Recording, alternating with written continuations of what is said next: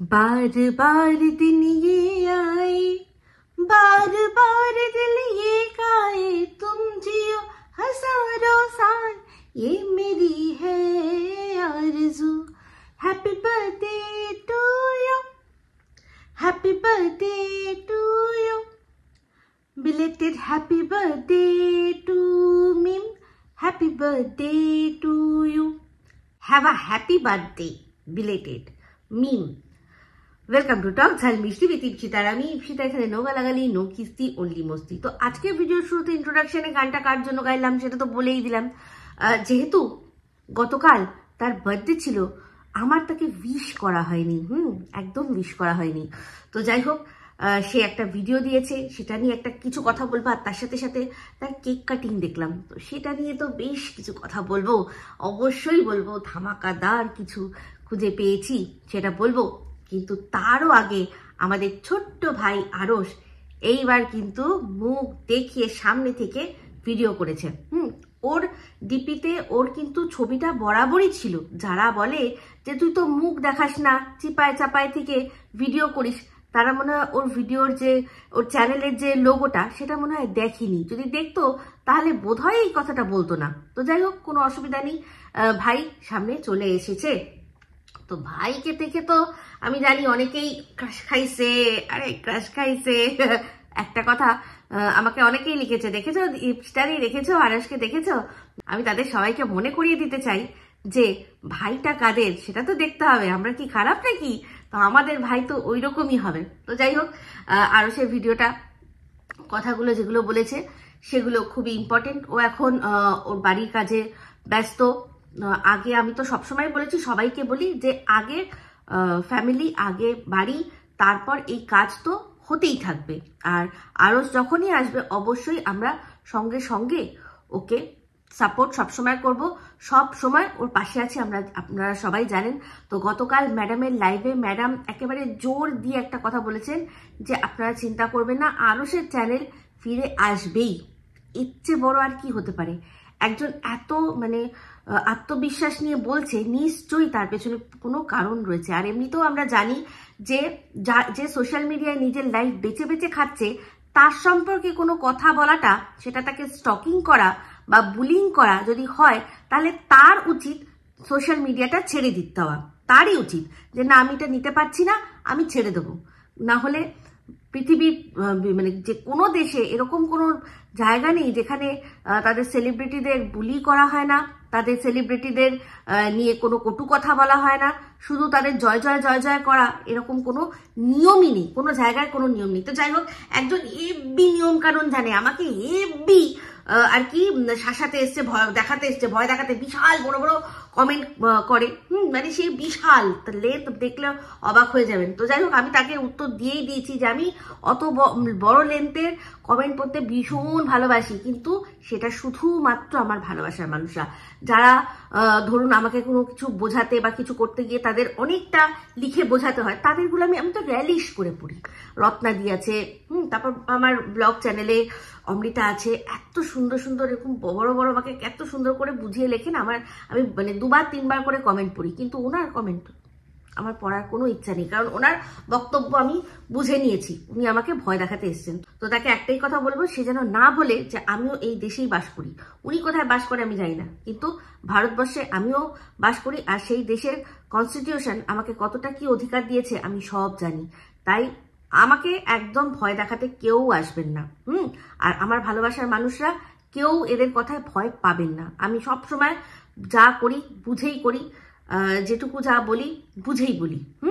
তো যাই হোক, চলে আসি একটা কথায়। ওখানে আমাকে গতকাল ম্যাডামের লাইভে আমি দেখছিলাম, সবাই লিখছে যে একটা গান হয়ে যাক। এই যে ঘোড়া ক্রাশ খাইছে, আরশকে দেখে ঘোড়া কবে থেকে বলছে, ওই যে একটা ছোট্ট লোগোতে ছোট্ট ফটো দেখে ওর মন ভরছিল না। ওর দরকার ছিল একদম সামনে থেকে দেখবে, পুরো দেখবে কিরকম ভাবে কথা বলে, কিরকম তার অঙ্গভঙ্গি, তার কিরকম কি ব্যাপার, সেটাও পুরো দেখবে। দেখে তারপর ও বুঝবে। তো দেখছিলাম ওখানে কমেন্ট করছিল শিপ্রা যে একটা গান ঘোড়ার এখন মনের মধ্যে কি চলছে আরশকে দেখে। তো সেই জন্য তখন আমি রান্না করছিলাম, ভালো করে আর কি উত্তরই দিতে পারছিলাম না, আমার 2 হাতে তখন আর কি মোবাইল ধরতে প্রবলেম। তো যাই হোক, শুধু আমি দেখছিলাম আর হাসছিলাম। তো যাই হোক, এই ঘোড়া আরশকে দেখে তার মনের মধ্যে কি চলছে সেটা নিয়ে একটা গান অবশ্যই শিপ্রা বলেছে, আরো অনেকেই মনে হয় বলেছে, আমি সব পুরোটা কমেন্টগুলো খেয়াল করতে পারিনি। তো একটা গান তো बनता ही है গাইছি, সেটা देखा देखी दिल मेरा जुड़ गया रे, लेके परदेसी दिल उड़ गया रे, छम्मा छम्मा बाजे रे मेरी पैंजनिया, तेरे पास आओ तेरी सांसों में समाओ राजा, तेरे पास आओ तेरी सांसों में समाओ, तेरी नींदे उड़ा दूं। যে গানটা করবে অমনি আরো চিপায় চাপায় থেকে ঠাস ঠাস করে উল্টায় আর ঝুলাই রাখবো বলে একটা উত্তর দিয়ে দেবে, তো সেটা দারুণ হবে না? তো যাই হোক, চলে আসি এবার ভিডিওর মধ্যে। তো এই যে মিম কালকে একটা ভিডিও দিয়েছে, সেখানে বলছে যে আমি চাই না, তার সত্ত্বেও তোমরা এমন করো যে আমাকে আসতে হয়, আমি পাত্তা দিই না, তোমরা আমাকে কত কথা বলছো যে আমাকে সার্টিফিকেট দেখাও আমাদেরকে, তারপর হচ্ছে গিয়ে আমি নাকি ভুল জোগাড় নাকি ভুল পশ্চাৎ দেখাই। তো যাই হোক, মানে বুঝতে পারছো, মানে ও হচ্ছে গিয়ে ক্রিটিসিজম নিতে পারে না। তো বলেই দিল যে আমি ক্রিটিসিজম নিতে পারি না, কিসের না, আমার কাজ নিয়ে কেউ যদি কিছু বলে আমি ক্রিটিসিজম নিতে পারি না, কিন্তু সেটা তো নিতেই হবে। কাজ নিয়ে ক্রিটিসিজম বড় বড় মানুষরা নিচ্ছে, বড় বড় মানুষরা নিচ্ছে, দেশের মাথারা নিচ্ছে তাদের কাজ, তারাও তো তাদের কাজ করে যে কোনো কাজ। তো সেক্ষেত্রে তোমার কাজের যদি ভুল থাকে সেটা মানুষ বলতে পারবে না, তাহলে তো আর বলার কিছু নেই। তাহলে ওই যারা তোমাকে তেল দিয়ে এখন রয়েছে শুধুমাত্র সন্দীপকে নিচু করার জন্য, তাদের কজনেরই তোমার প্রশংসা নিতে হবে, সেটা নিয়েই বসে থাকতে হবে। কারণ যারা সত্যি জানে তারা কিন্তু অবশ্যই সেটাকে ক্রিটিসাইজ করবে। অনেক বড় বড় সেলিব্রিটিদের ক্রিটিসাইজ করা হয়। সচিন তেন্ডুলকার নিজের পারফরমেন্স নিয়ে বিশাল ক্রিটিসিজম সহ্য করেছে। এরকম আরো অনেক বড় বড় যারা এমন এমন সেলিব্রিটি যারা দেশকে রিপ্রেজেন্ট করেছে তারা ক্রিটিসিজম সহ্য করেছে। সৌরভ গাঙ্গুলির মতো মানুষ, তাকে ক্রিটিসিজম সহ্য করতে হচ্ছে, আর পরবর্তীকালেও হবে। আর ইনি এসছেন যে আমি ক্রিটিসিজম সহ্য করতে পারি না, আমার কাজ নিয়ে, তুই কাজ বন্ধ করে দাও, তুমি কাজ বন্ধ করে দাও, ঠিক আছে? তো যাই হোক, একটা কথা বলি, সেটা হচ্ছে গিয়ে এই যে ও যেখানে বসে বসে ভিডিওটা করে, সেটা সবাই বলে যে সন্দীপের নাকি সিক্রেট রুম। আর সেই কথাটা কে মার্কেটে এনেছিল দুখেন। তো গতকালের লাইভ, ম্যাডামের যে লাইভ, সেটা যারা দেখেছেন তারা সবাই আশা করি বুঝে গেছেন যে ওই যে সন্দীপের যে ভিডিওটা এসছিল, যেখানে সন্দীপকে দেখা যাচ্ছে, আমি না ভুল করে বলেছিলাম যে খালি গায়ে, তো না, ও না খালি গায়ে ছিল না, ও স্যান্ডো গেঞ্জি পরেছিল। তো স্যান্ডো গেঞ্জি পরে মানে পুরো বোঝা যাচ্ছিল জিন্সের প্যান্ট পরে আছে, উপরে স্যান্ডো গেঞ্জি পরা আছে, সব গুছিয়ে শার্ট বা টি শার্ট গলাবে, গলিয়ে বেরিয়ে যাবে। তো আমরা সবাই এত দিনে জেনে গেছি যে এটা ওই তারাপীঠ ট্রিপে আগে গোছানোর মানে যে হচ্ছিল, গোছগাছ হচ্ছিল সে সময়। তো যাই হোক, সেটা নিয়ে ম্যাডাম অনেক কথা বলে দিয়েছে, যেটা লজিক্যালি মানুষের বোঝা উচিত ছিল। অবশ্যই আমি তো বলেইছি যে এটা সন্দীপের অজান্তে ভিডিও করা হয়েছে। তো যে সন্দীপের সাথে এত ভালো সম্পর্ক, সে কেন অজান্তে ভিডিও করবে? সে তো নিয়ে গায়ে দেখা যাচ্ছে যে জড়িয়ে ধরে পেছন থেকে জড়াচ্ছে, সামনে থেকে জড়াচ্ছে, বা সন্দীপ তার কোথাও হাত দিচ্ছে, আমরা যদি তাহলে না একটা ব্যাপার ছিল। কিন্তু এখানে বোঝা যাচ্ছে একজন বসে আছে, সে লুকিয়ে লুকিয়ে সন্দীপের ভিডিও করছে, ঠিক আছে? তো বোঝা গেল এখন যে সেটা কেউ না, সে হচ্ছে নাকি দুখেন। ম্যাডাম বললেন যে দুখেন ওই সময় গেছিল কোনো কাজে, হয়তো সে এরকম ভিডিও করেছে লুকিয়ে লুকিয়ে। তো দুখেনের কিন্তু লুকিয়ে ভিডিও করার বরাবরের অভ্যেস, তার প্রমাণ আমি পেয়ে গেছি। আর আপনারা যারা ওর ভিডিও দেখেছেন, ওর চ্যানেলে যে যারা ভিজিট করেছেন, তারা দেখবেন ওর প্রত্যেক কটা ভিডিও আমি খুঁটিয়ে কালকে দেখলাম। সেখানেও দেখলাম ওই এক সায়েন্টিস্ট ম্যাডাম তার বাড়িতে গেছে, সেখানে কেক কাটিং হচ্ছে, এক দাদা ওর সাথে গেছে, সেই দাদা বলেছিল যে আমার ভিডিও করবি না। তো ও কিন্তু ভিডিও করছে, ওখানে বলছে যে আমি ভিডিও করে নিয়েছি, দাদাকে বলেছি এটা যে দাদা এটা আমি ছবি তুলছি, পরে ভয়েস ওভারে বলেছে কথাগুলো। তাহলে বলুন, ওর কিন্তু বরাবরেরই অভ্যেস এই লুকিয়ে লুকিয়ে মানুষের ভিডিও করা। তো এরকম প্রচুর আমরা ভিডিও দেখেছি। এমনকি ওর ভিডিওর মধ্যে ওর চ্যানেলে দেখলাম একটা নাইট ক্লাবে একটি মেয়েকে জোর করে মানে কি ওটা মজা করে ড্রিঙ্ক খাইয়ে দেওয়া হয়, সেই ভিডিও ও লুকিয়ে লুকিয়ে করেছে, করে ওর চ্যানেলে পাবলিশ করেছে। তাহলে বুঝতে পারছেন ও কিরকম ধরনের মানুষ। তো যাই হোক, চলে আসি এবার। যে মিম বলছে যে আমি কোনো এইসবের মধ্যে থাকবো না, তোমরা আমাকে নিয়ে নেগেটিভ ভিডিও করো, পজিটিভ করো, আমাকে নিয়ে চর্চা হচ্ছে, আমি তাতেই খুশি। সত্যিই তো, negative publicity is a publicity, সেটা ও জানে, এটুকু ও জানে। তো সেই জন্য ও সেটাকে মানে রীতিমতো চ্যারিশ করছে। তার উপর ওখানে কত লোকে গিয়ে ওকে কত ভালো ভালো কথা বলছে, খারাপ কথাও বলছে কিন্তু ভালো কথাও বলছে। সেই জন্য ওর কোনো যায় আসে না। ও নাকি ভীষণ পজিটিভ মানুষ, কিন্তু এই সোনু যে ভিডিওগুলো পাবলিশ করেছিল, যেগুলো ওর অজান্তে সোনু তুলেছে, সেগুলো দেখে তো কোথাও ওর কোনো পজিটিভিটি খুঁজে পাওয়া যায়নি, কোনো দিক দিয়ে কোনো পজিটিভিটি খুঁজে পাওয়া যায়নি। যখন সোনু ওকে বোঝাচ্ছিল, ওর তো ওকে ঠান্ডা মাথায় যে দাঁড়াও, এসব কি বলছো, এসব কথা বলো না। ও তো দেখলাম ঝগড়া করছিল, ওখানে নিজে ঝগড়া করছিল, নিজের মাকেও সেখানে ইনভলভ করে, মাকে দিয়েও ওকে আর কি ওই সোনুকে ধাতানি খাওয়াচ্ছিল।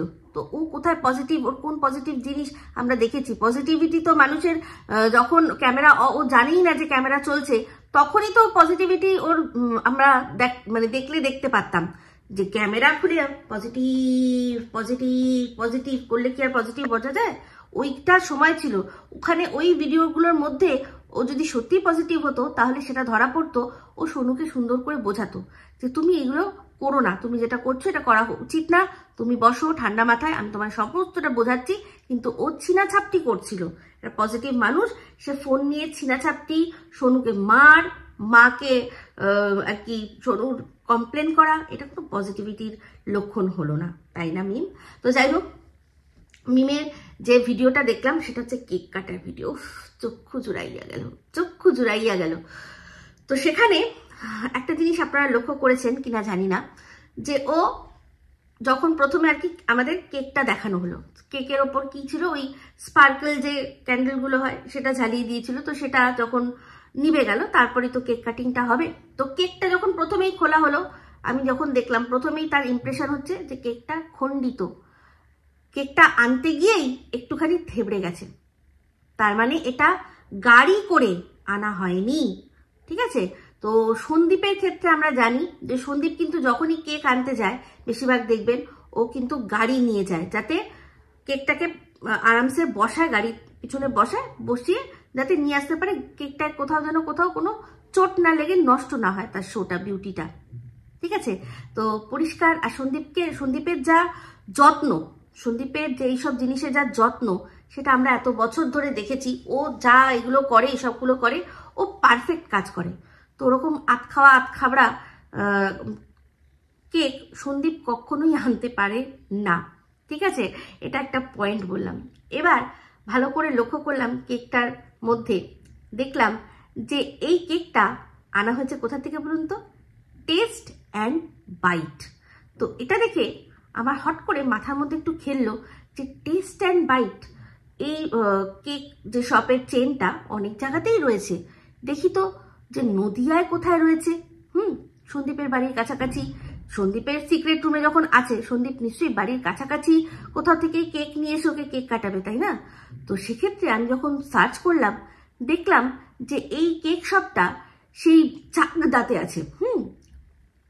নদিয়ার মধ্যে শুধু চাকদাতেই দেখলাম, আর কোনো জায়গা কিন্তু দেখলাম না। আপনারা চাইলে গুগল সার্চ করতে পারেন, হ্যাঁ, অনেক জায়গাতে আছে, চুচুড়া ফুচুড়া, ওগুলো তো হুগলি, হ্যাঁ, বেশিরভাগ হুগলি জেলায় দেখলাম, কিন্তু নদিয়ার মধ্যে আমি চাকদাতেই দেখলাম। তাহলে চিন্তা করে দেখুন, সন্দীপের বাড়িতে এত প্রোগ্রাম হয়, ওরা মিয়মরে থেকে সব কেক নিয়ে আসে, সে এত দূর ঠেঙিয়ে সেই চাকদায় গিয়ে টেস্ট অ্যান্ড বাইটের কেক নিয়ে আসবে?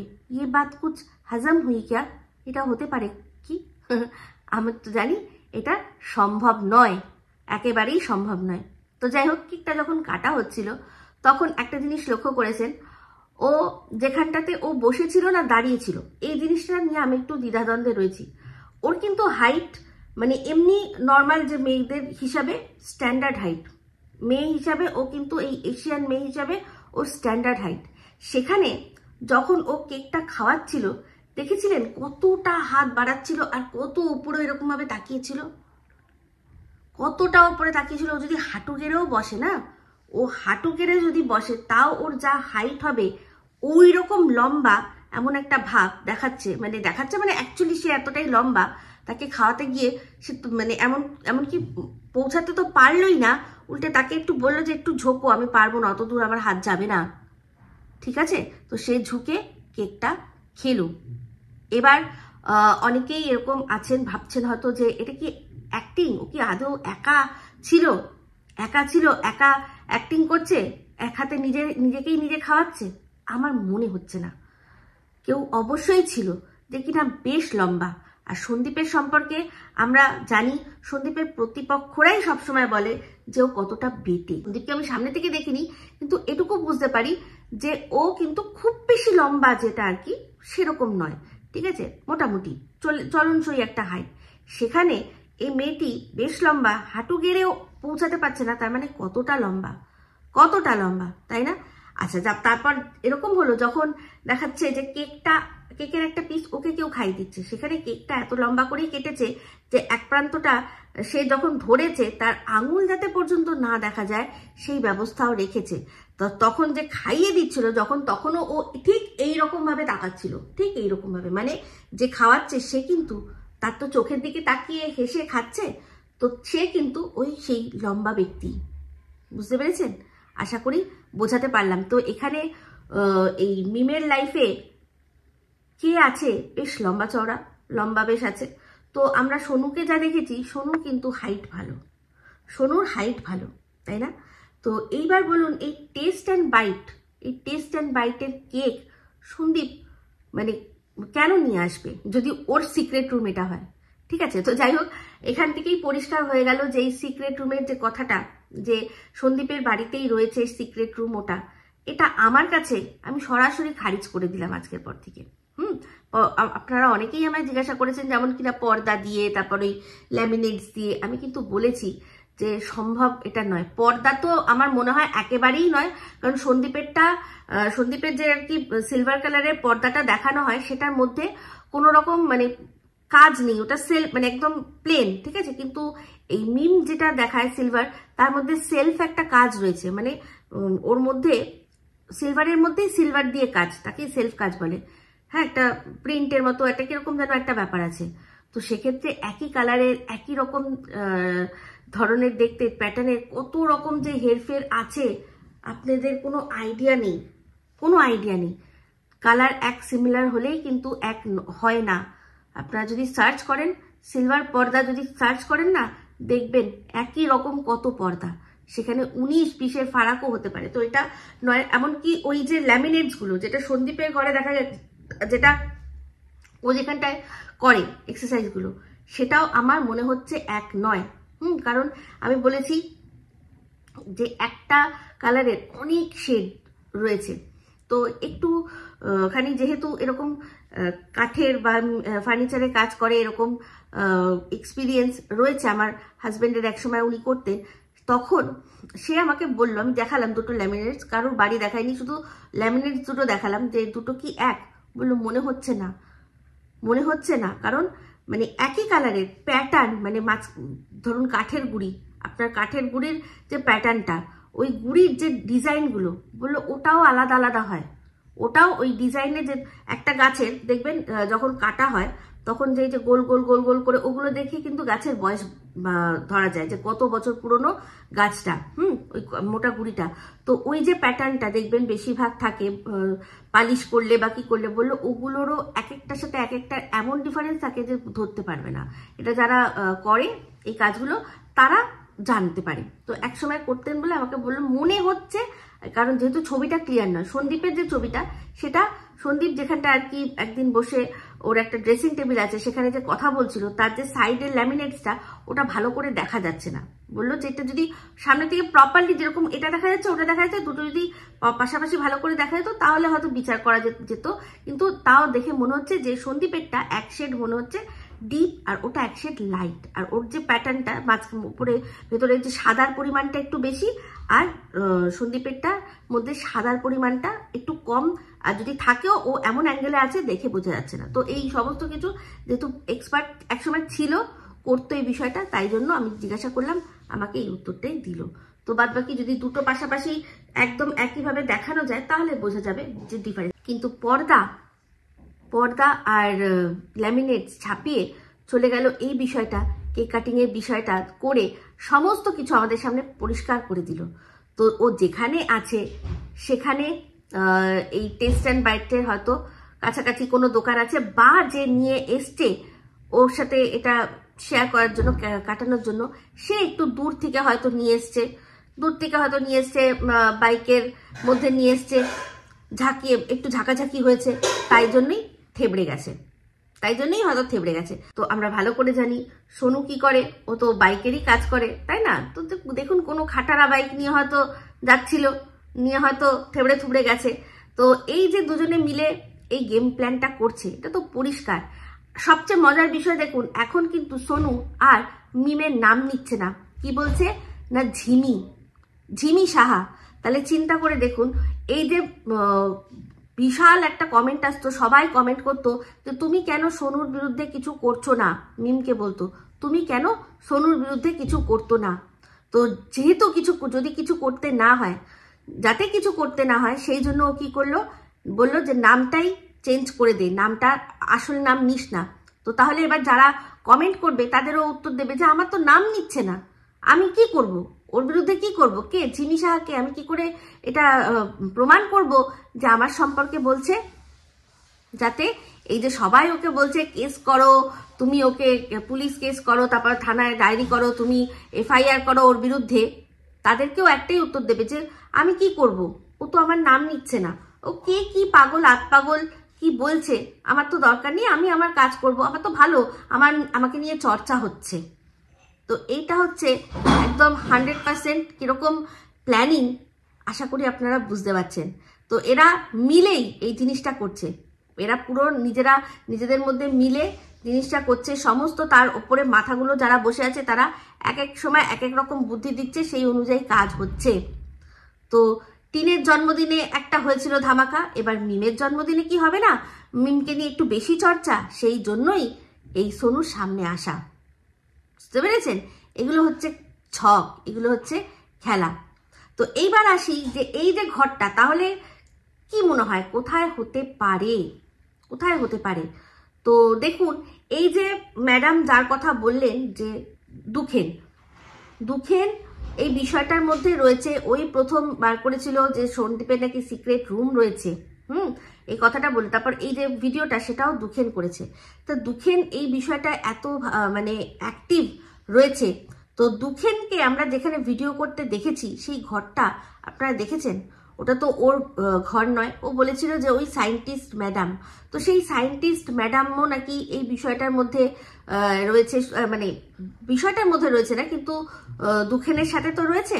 তো সেক্ষেত্রে হয়তো এটা হতে পারে ও ম্যাডামকে বলেছে, যে ওই সায়েন্টিস্ট ম্যাডামকে, যে আমার একজন কেউ রয়েছে, তার এখন কেউ নেই, তাকে একটু থাকতে জায়গা দিতে লাগবে, সে ঘর দোর ঠিকঠাক রাখবে আর থাকবে। তো এরকম তো আমরা দেখেছি, ম্যাডাম তো দুখেনকে সেই যে আর কি ওনার বাড়ি পুরো দায়িত্ব দিয়ে চলে গেছে, সেখানে ওর পুরো অ্যাক্সেস। তো সেখান থেকে একটা ঘর একে না দেওয়ার কি আছে? ওনার ঘর বাড়ি দেখেছেন, যেখানে দুখেনের ভিডিওগুলো, সেই ভিডিওগুলো রান্নাঘর, তারপর ডাইনিং রুম টুমগুলো দেখবেন, সেইখানকারই কোনো একটা ঘর এটা হতে পারে নাকি? এটা আমার সম্পূর্ণ ধারণা। চিন্তা করে দেখুন তো, আমার কিন্তু মনে হচ্ছে হতেই পারে। যিনি ওই ম্যাডাম, উনি থাকেন না, ওনার ঘর পুরো ফাঁকা থাকে। তো সেক্ষেত্রে আর টাকা পয়সার কোনো অভাব নেই, সেক্ষেত্রে একটা ঘরে কেউ থাকবে, ঘরটা পরিষ্কার করে রাখবে, ওনার কাছে এর চেয়ে ভালো তো আর কিছুই নেই। আর তার উপর ঘর উনি তো দেখতেই পাবে যে ভিডিও করবে এখান থেকে, যেরকম কিনা দুখেন করতো ভিডিও। তো সেই ভিডিও তো যার ওর চ্যানেলে প্রচুর ভিডিও রয়েছে, আপনারা যাবেন তো, গিয়ে দেখবেন তো ওইখানকারই কোনো একটা ঘর এটা হতে পারে কিনা। আমার তো মন বলছে ও যে ভিডিওগুলো হয়তো দেখুন আগে দিয়েছিল, সেই ভিডিও এই রুমের, সেগুলো হয়তো প্রাইভেট করে দিয়েছে বা ডিলিট করে দিয়েছে। আমার কিন্তু মনে হয় এটা হলেও হতে পারে, এটা সম্পূর্ণ একটা ধারণা দিয়ে বললাম। আপনারা অবশ্যই আপনাদের মানে মতামত আমাকে জানাবেন, ঠিক আছে? তো যাই হোক, বেশি চালাকি করে কেউ কোনোদিনও কিচ্ছু করে নিতে পারেনি, ঠিক আছে? ওই চালাকি অবধিই থাকবে। যতক্ষণ এই বিষয়টা নিয়ে রয়েছে ততক্ষণ ভিউজ থাকবে, তারপর কিন্তু আর থাকবে না, পরিষ্কার কথা, তাই না? তো যাই হোক, ভিডিওটা শেষ করে দেবো, কিন্তু তার আগে একটা কথা, যে দেখুন সব বিষয়গুলো কিরকম কাকতালীয় ভাবে একই মানে একটা গোল গোল সার্কেলে ঘুরছে। এই সময় এই ভিডিওটা সামনে আসলো, মানে সন্দীপের ওই ভিডিওটা সামনে আসলো যেটা সোনু দেখালো, আর সেই সময় কিন্তু অলরেডি তখন টিন কৃষ্ণনগরেই রয়েছে। তো কি জানে, টিন তো এক্সারসাইজ করে আমরা জানি, তো টিন হয়তো নিজের যোগা টিচারকে হ্যাপি বার্থডের জন্য হয়তো এই দেখা করতে গেছে, বা কৃষ্ণনগরে যদিও এই টেস্ট অ্যান্ড বাইট আমি দেখলাম না, দেখতে পেলাম না, অবশ্যই সে নিয়ে যায়নি, কিন্তু বেশ কয়েকদিন থাকবে, তার মধ্যে একদিন হয়তো যোগা টিচারের সাথে দেখা করে নিল, হতে পারে না? না হওয়ার কি আছে, না হওয়ার কিচ্ছু নেই। তো যাই হোক, এই বিষয়গুলোর মধ্যে মর্কট, বক এরা সবাই রয়েছে মাথা হিসেবে, হ্যাঁ। আর তলায় যেটা ওই ঘোড়াটা টকবক করে নাচছে, তারই সবচেয়ে বেশি মুখ পুড়বে, সেটা দেখে নেবেন। তো যাই হোক, এই ভিডিওটা এই অবধি রাখছি। যদি ভালো লাগে তাহলে অবশ্যই লাইক, শেয়ার, কমেন্ট করতে ভুলবেন না। যারা চ্যানেলটা সাবস্ক্রাইব করেননি তারা সাবস্ক্রাইব করে নেবেন। সবাই ভালো থাকবেন, সুস্থ থাকবেন। আবার আসছি খুব শীঘ্রই নতুন ভিডিও নিয়ে। Me Ipsita signing off. Love you all.